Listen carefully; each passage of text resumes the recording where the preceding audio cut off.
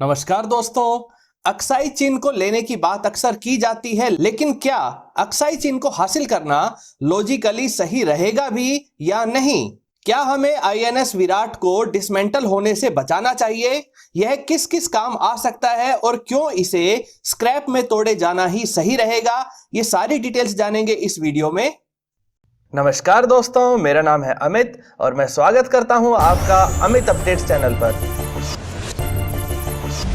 तो चलिए दोस्तों शुरू करते हैं। पहले बात करते हैं अक्साई चीन की। अक्साई चीन भारत के J&K रीजन का ही उत्तरी भाग है। इसके 38,850 स्क्वायर किलोमीटर एरिया को 1962 से ही चाइना ने कब्जे में कर रखा है। 1950 के दशक में जहां भारतीय सरकार ने इस ओर कोई खास ध्यान नहीं दिया, तो वहीं चाइना ने इसे पूरी तरह से अपने कंट्रोल में ले लिया। यह एक बेहद ही ठंडा इलाका है जो बर्फीले रेगिस्तान की कैटेगरी में आता है। ना ही यहां फसलें उग सकती हैं, ना ही यह इलाका माइनिंग, ट्रांसपोर्ट, यहां तक कि आर्मी रखने के लिए भी यह इलाका उपयुक्त नहीं माना जाता है।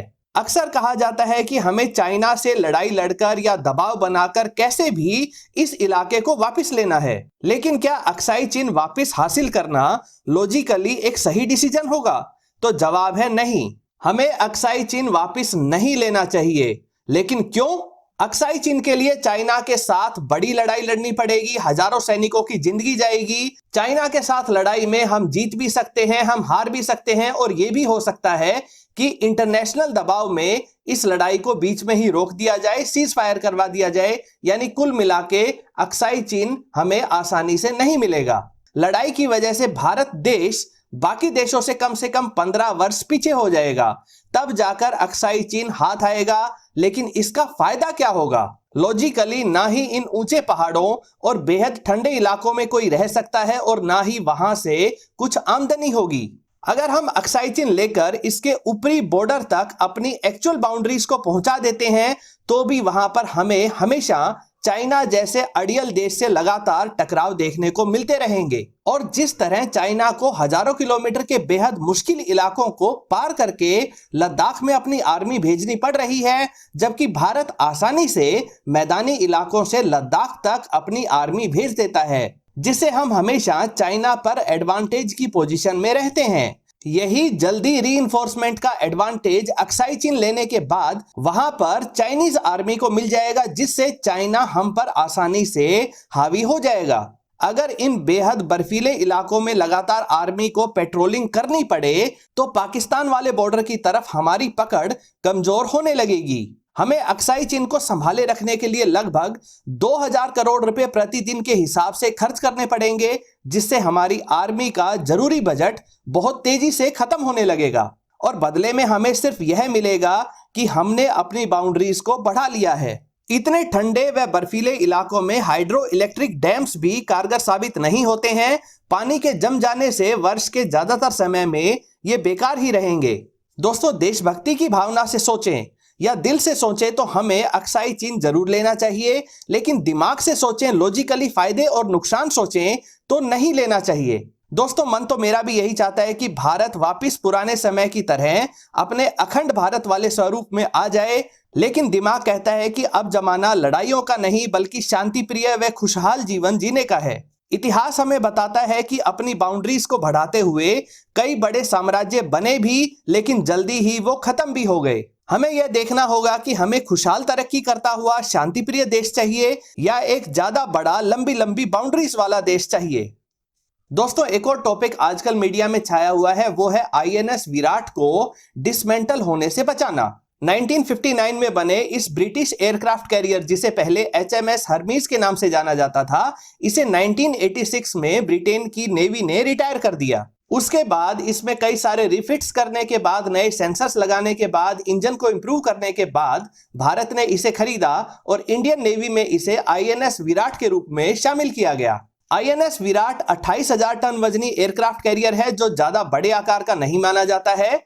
अगर आईएनएस विराट को डिसमेंटल नहीं किया जाता है तो हम इसको किस तरह से इस्तेमाल कर सकते हैं वो भी जान लेते हैं। सबसे पहले बात करते हैं उस सलाह की जो लगातार दी जा रही है कि इसे रीफिट करके हम लगातार इसे इस्तेमाल करते रहें। हमारे पास वैसे भी एयरक्राफ्ट कैरियर्स की कमी है। दोस्तों आईएनएस विराट 1980, 1999, 2003, 2004, 2008, 2009, 2012 व 2013 में रीफिट हो चुका है। इसको एडवांस बनाने की कोशिशें की जा चुकी हैं।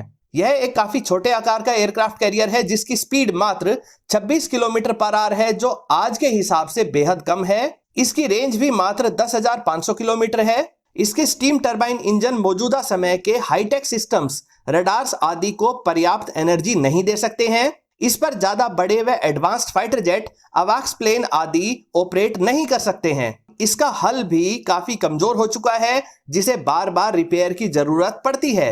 मौजूदा समय की मिसाइल्स व टॉर्पीडो से बचने के हिसाब से भी यह कारगर नहीं है और ना ही अब इसमें ज्यादा ताकतवर मिसाइल्स लगाई जा सकती हैं। अगर दूसरे ऑप्शन की बात करें तो इसे हम हेलीकॉप्टर कैरियर या ट्रेनिंग एयरक्राफ्ट कैरियर बना सकते हैं। ये सुनने में जितना अच्छा प्रपोजल लगता है उतना है नहीं। जहां तक ट्रेनिंग के लिए इसे एक वास्तविक एयरक्राफ्ट कैरियर की तरह इस्तेमाल करने की बात है तो उसके लिए हमने नेवल बेसिस पर स्की जंप वाले सेटअप लगा रखे हैं, जहां से हमारे पायलट्स टेक ऑफ व अरेस्टेड केबल के माध्यम से लैंडिंग की प्रैक्टिस करते हैं। इस तरह के ग्राउंड बेस्ड स्की जंप से अगर किसी टेक्निकल फॉल्ट के कारण फाइटर जेट ठीक से टेक ऑफ नहीं कर पाया तो भी आगे चलकर जमीन पर ही गिरेगा और बहुत हद तक मजबूत लैंडिंग गियर होने के कारण सही सलामत भी रह सकेगा।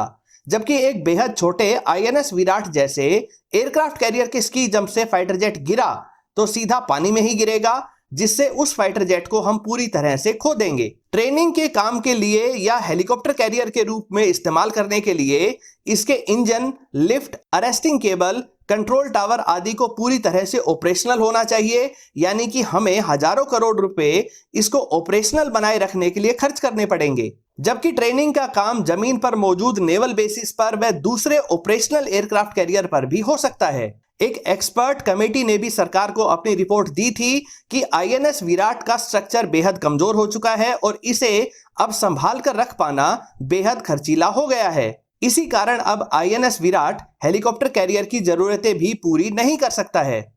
क्या हम इसको एक होटल या म्यूजियम के रूप में रख सकते हैं? दोस्तों ब्रिटेन की संसद के कुछ मेंबर्स ने तो यहां तक कहा है कि भारत इसको म्यूजियम नहीं बनाता है तो हम इसे वापस टो करके ब्रिटेन ले जाने को तैयार हैं। ये मानसिकता जो एक पुराने बेचे गए जहाज पर अपना अधिकार जमाने को लेकर है, हमें ऐसे लोगों से बचना चाहिए।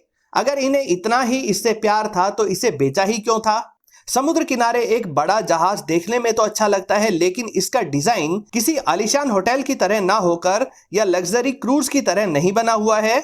इसके गलियारे बेहद संकरे हैं ताकि अटैक होने पर अलग अलग कंपार्टमेंट्स को पानी व आग से सुरक्षित रखा जा सके। ऐसे संकरे गलियारे एक घुटन वाली फीलिंग देते हैं जो होटल या म्यूजियम बनाने के लिए उपयुक्त नहीं है। साथ ही इसकी मेंटेनेंस पर होने वाला खर्चा इससे होने वाली आमदनी से कहीं ज्यादा रहेगा।